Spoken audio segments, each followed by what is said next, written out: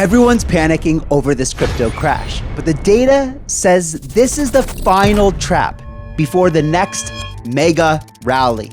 I get it, the crypto market isn't looking good right now. Bitcoin's been sliding, altcoins, well, they're bleeding, and sentiment, guys, it's in the gutter. When alt season, Kyle, right? If you've been staring at your portfolio like I have the past week, I know it's been tough. And yes, you've probably noticed I've been away from the channel for a week. I'll tell you why later in the show. But first, let's get into what's really driving this move, why I'm not worried one little bit, and why you shouldn't be either. Of course, this is just my opinion, and none of what I'm about to share with you should be taken as financial advice. Always do your own research. And guys, there are three big forces hitting the market all at the same time. And just like dominoes falling, it all stems from the first one I'm about to cover. Do you remember what I always tell you guys? The first thing I look at when the markets start looking bad, can you guess it? Yep, the Bitcoin CME annualized basis has been dropping hard. In the last week alone, it's fallen from 9.2% to 7.6%. You guys can see it right here on Velo's dashboard. When it starts to aggressively drop like this, the carry trade starts to unwind. Remember, that's a strategy where traders go long, spot Bitcoin, and short perps to collect the funding spread.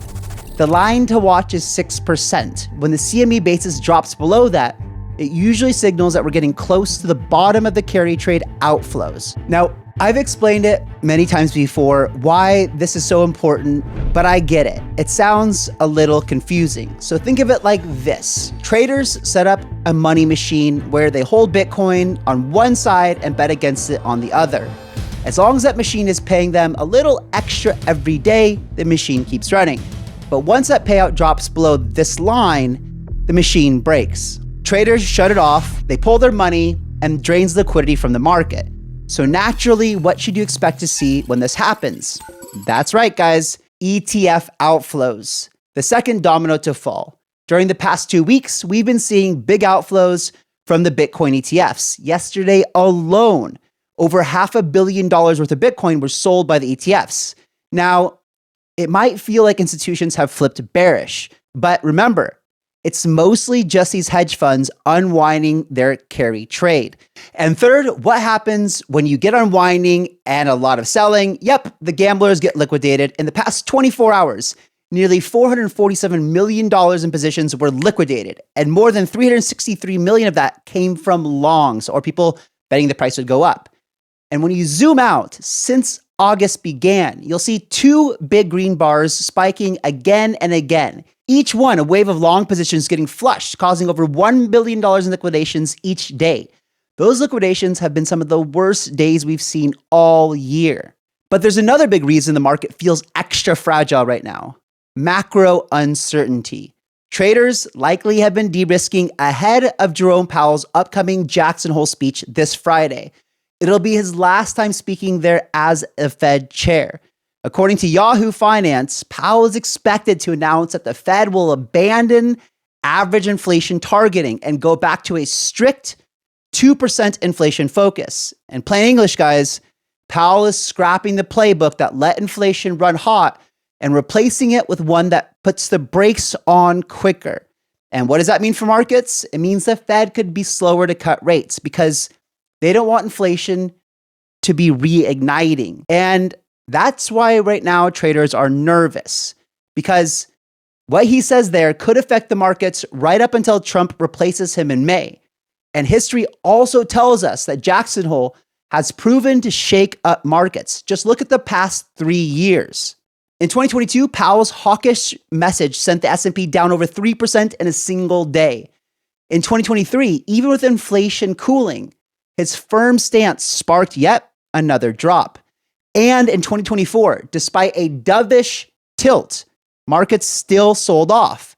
Now it's layer and sentiment, because just as people are selling off to de-risk, social interest in Bitcoin is sitting near multi-year lows, meaning the potential retail buyers who usually help soften the blow, well, guys, they're nowhere to be found. Just last week, Google searches for altcoins spiked to all-time highs, only to collapse faster than a meme coin rug. And to top it off, the crypto fear and greed index has slipped back into fear at 44. That tells you everything you need to know about the mood right now. Traders aren't greedy. They're cautious, defensive, with their fingers hovering just above that sell button. So to sum things up, there's a mix-up of market uncertainty over what Powell will say, along traders either de-risking, getting liquidated, or taking their chips off the table due to the carry trade not being profitable at the moment. Because I can tell you from the private groups I'm in with very seasoned crypto traders and investors, they're just kind of making jokes right now that, oh, that was a quick alt season. It lasted 2 days. Oh, welcome back to the bear market, blah, blah, blah. But this is just joking. And we all know that these dips, no matter what the narrative is, it's part of every single bull market. Now, here's the part that I want you to hear clearly. I'm not worried. In fact, I'm so unbothered by this chop that I'm actually about to go and take a little trip right now. I'm actually going, Sui invited me to an event, so I'm about to head over there later today. And guys, no, I haven't sold anything. If anything, I wish I had more dry powder on the side so I could buy this dip. But guys, I didn't get to where I was today by selling into fear. I've seen this cycle play out too many times. Right now, sentiment is in the gutter, but history tells us this is usually the moment that sets a stage for the next move higher. If you pull Bitcoin's chart back more than a decade, one thing jumps out. September is almost always red, even in strong bull years, even in post-halving, everything pump years. September has been a weak spot. People know this. And right now, they're front-running it. This is all the traders, guys. Traders are trading and playing the markets based on probabilities. And probabilities are that September is going to be a slow month. But here's the key. What comes right after is even more important. October, November, December have historically been some of the strongest months for Bitcoin and altcoins. The data from CoinGlass's seasonality table makes it clear.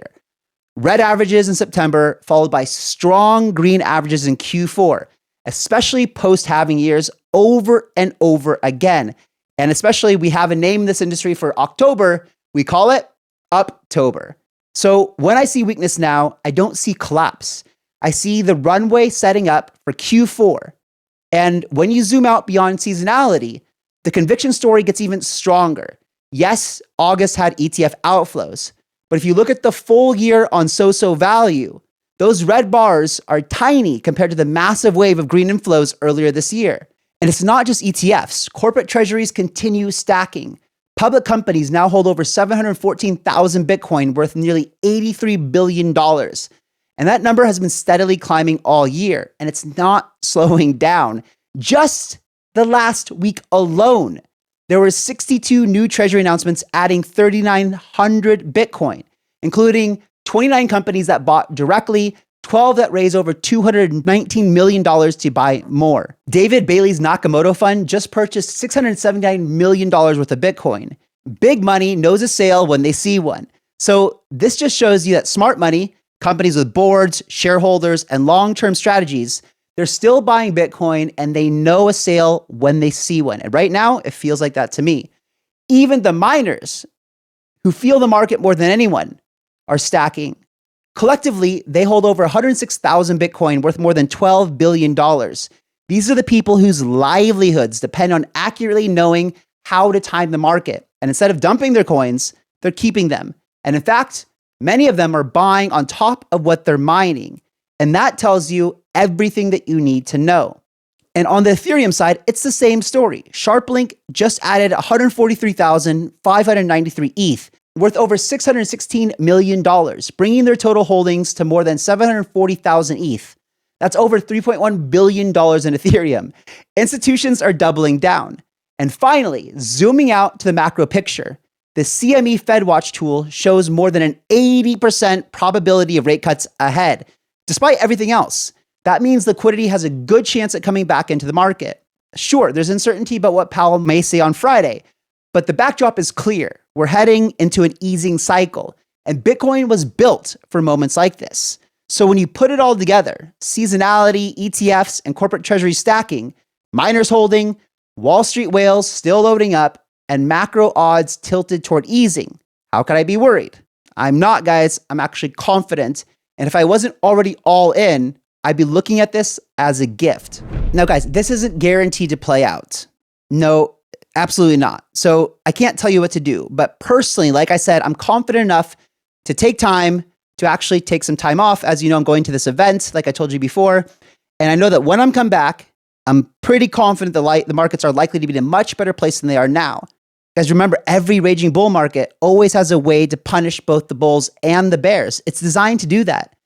That's why I generally don't play with too much leverage. I'll just hold spot and chill. And right now I'm chill. And honestly, here's some advice I want to leave you with. Guys, in times like this, don't stare at the charts all day. Just wait till things come back, especially if you're holding spot and chilling. The charts will be here when you return, and just wait until things come back. That's what I do. When I don't even check my portfolio much when the markets are down like this, especially if I know the direction is bullish, if I know that we're in a bull market, and we're still definitely in a bull market right now. So what I recommend doing is going out, getting some exercise, getting your sleep in, recovering. If you haven't been in times when there's been, you've been up all night looking at charts, get some sleep in, go for walks, go to the gym, eat well, take some time to focus on yourself during times like this, because if you're already positioned, then what else can you do right now? Now, guys, let's dig into why I haven't posted for the past week here on YouTube. I've been posting videos on YouTube for years, and for the first time, YouTube hit me with 2 strikes on recent videos. The only explanation was they gave me a vague warning about harmful or dangerous content. Then they placed 2 strikes on my channel back to back and took down 2 videos, and I wasn't allowed to post for a week. This was horrible. I had no idea where it's come from, and I wish they would be more clear on what I did to violate this policy. It's just a general, you violated this policy, and I have no idea why. So I did post those videos over on X. If you want to go check them out, the ones that got taken down. It's a really bad feeling. Like, I love making these videos for you guys. I love the community. I love the comments, and it really helps me keep in tune to what's going on in the market. Making these videos every day. So anyway, it was very unfortunate, but I'm back, and we're going to do our best to make sure that we don't avoid any more community guidelines. Okay, guys, now let's circle back to the market. Sentiment is bad, but these are exactly the moments that test conviction and reward patience. Remember, if you have an opportunity, be greedy when others are fearful, be fearful when others are greedy. We're still in the same cycle, and we're headed into Q4. Historically, that's been one of Bitcoin's strongest stretches, and altcoins too. Altcoin seasonality for sure. If the chalk has you drained, take a step back, guys, recharge, because when momentum returns, it usually happens fast and aggressive, and you'll want to be ready. So guys, remember, stay sharp, stack your Satoshis and some Ethereum, and then until next time, see you guys.